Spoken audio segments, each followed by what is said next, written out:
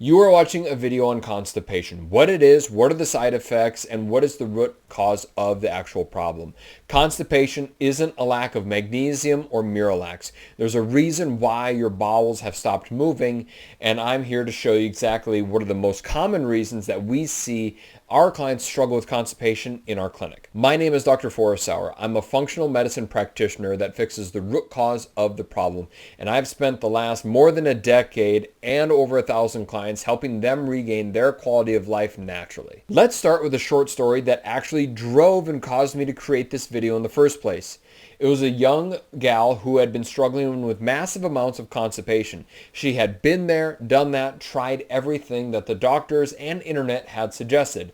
After swallowing Miralax and going through the dietary changes and water and enemas, she had even taken an entire container of magnesium just to try to achieve a bowel movement, and yet nothing seemed to work, and her average would be 2 weeks without a bowel movement. So what I'm going to do is draw out exactly what was going on with her specifically and the side effects that she was experiencing, so that way if you're also experiencing constipation, this is going to answer some of the symptoms that you're having, because her common symptoms were fatigue, brain fog, hormonal imbalances, lack of energy, and just overall pain in the gut. So I'm going to go through and explain exactly what those symptoms are and the reason why she was experiencing those symptoms. If you're looking to regain your health naturally and fixing the root cause of the problem, click on the link below and book a discovery call with me and my team to see if we would be a good fit to move forward. So the first common symptom that people are going to experience with constipation is fatigue. And it's because of the massive amounts of inflammation. You're going to hear me say that word a lot during this video. Constipation will cause fatigue because of the amount of inflammation that constipation creates. There's a lot of C words there, but constipation only retoxifies the body and increases inflammation. And if inflammation does one thing and one thing only, is it will disrupt the signaling of your body through the toxins and cause fatigue in the body. The next common symptom is estrogen imbalances. The connection that your gut health and constipation has with your estrogen production is the biggest organ that detoxifies estrogen in the body is actually your gut. So yes, your body creates estrogen, but you also need to get it outside of the body. The major organ that helps get estrogen outside of the body is through, you guessed it, your gut. So if you have chronic constipation, obviously your gut is not working, and what you're going to notice is you're going to start having symptoms of estrogen dominance. And estrogen dominance, there's things like mood swings, fatigue, depression, weight gain, problems with menstrual cycles, thinning hair, depression, anxiety. These are all common estrogen imbalance or estrogen dominant symptoms, but you don't actually, in her case, have a estrogen problem. She has a gut problem, and what we needed to start focusing on is actually the root cause of the problem, which was her constipation, because once we start getting her gut moving again, the estrogen was going to naturally flow outside of the body, helping fix the root cause of her estrogen imbalance. The next major symptom that is all too common is brain fog. Brain fog is a result of the inflammation coming from the constipation and the lack of having a bowel movement. So here's exactly what happens inside of the body. Here's how constipation results in inflammation, brain fog, fatigue, and hormonal imbalances. Inside of your colon, your large intestine, this is actually a pretty good drawing. I'm kind of proud of it. So you got a lot, if you're struggling with constipation, you're struggling and have a lot of poop inside of you. That's why you got poop on this side. You got poop on top. You got poop over here. Don't forget, you also got poop over here. It's everywhere, especially if you haven't gone in 2 or 3 days. So all of this is not meant or designed to stay inside of your body, which means you need to get it out of your body. But what happens when it doesn't? Well, the poop just doesn't simply stay here for 2 weeks or 3 days waiting for an exit. It needs to move. It needs to do things. The body isn't going to just simply sequester this and hold on to it, because it's going to rot and it would actually eat away at your gut lining. So what's going to happen is you're going to have this poop is going to start creating toxic waste inside of the gut. You're going to have a whole bunch of toxic waste building up inside of the gut. And then what's going to happen is your body's going to start reabsorbing this toxic waste back into your bloodstream. So now you are getting way more toxins. You're retoxifying. You're getting re-exposure to these toxins that should be in your gut and should be getting out, but instead of getting out, it's getting back into your blood. And then what happens to your blood is your immune system is going to, pick purple here, your immune system is going to try to keep you healthy. Your immune system sees the toxins inside of your blood, and it's going to treat it just like a bacteria or a virus, and it's going to start attacking the toxins inside of your blood because they shouldn't be here. That's what your immune system should do. It is a great immune system. It should attack these toxins. It's going to bind onto them so that way it stops creating damage inside of your body. Well, all of this creates massive amounts of inflammation. All of this creates massive amounts of inflammation that now your body has to deal with. And if you're struggling or dealing with massive amounts of inflammation, you know one of the side effects of having that inflammation is just like what I said before, and that is weight gain. If you have estrogen dominance, you're going to have weight gain specifically, most likely right around the hips and your butt. That's where you're going to have most of your weight.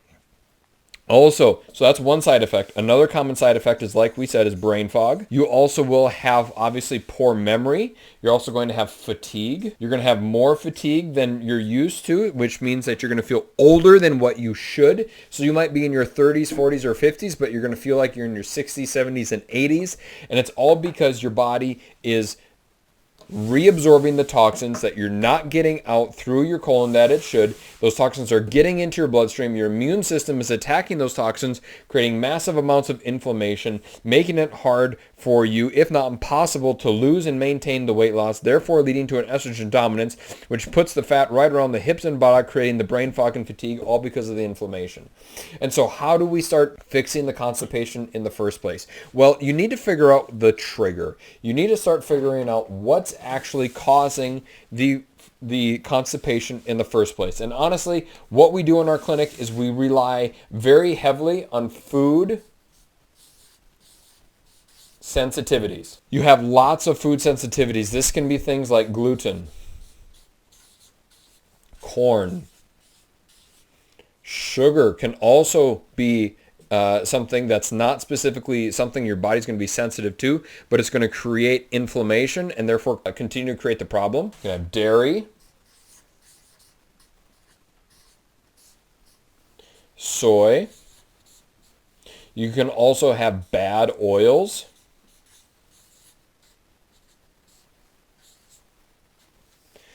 So these are just some of the most common one. Another common one that we see from time to time is eggs. A lot of these food sensitivities can cause constipation. And if you tried going gluten-free or corn-free or dairy-free before, and you've done it one at a time and have not gotten the results that you're looking for, like it has not fixed your constipation, notice a lot of gluten-free foods has corn as a substitute. And so if you're sensitive to gluten and you are buying the gluten-free foods and you're not feeling better, check the label, check the ingredients, because it might be the corn that's also causing some of the constipation. It's possible to be sensitive to more than one food group, and it most likely is 2 or 3 that's actually causing the constipation in the first place. We rely very heavily on food sensitivities.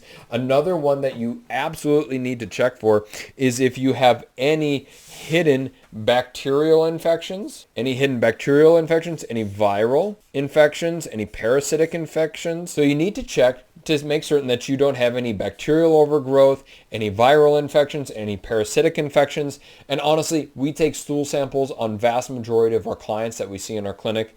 And most likely we see it's either a bacterial or viral infection. We've actually only have ever seen one parasitic infection. So I know parasitic infections are on the rise and they're very popular right now. We just haven't seen a lot of them in the clinic. And this is after very specific testing to look specifically for parasites. So if you are on the bandwagon and thinking that your symptoms are parasites, I'm just telling you, maybe but probably not. Now, the last thing that we check our clients for is antibiotic history. How many rounds of antibiotics have they been through in the past?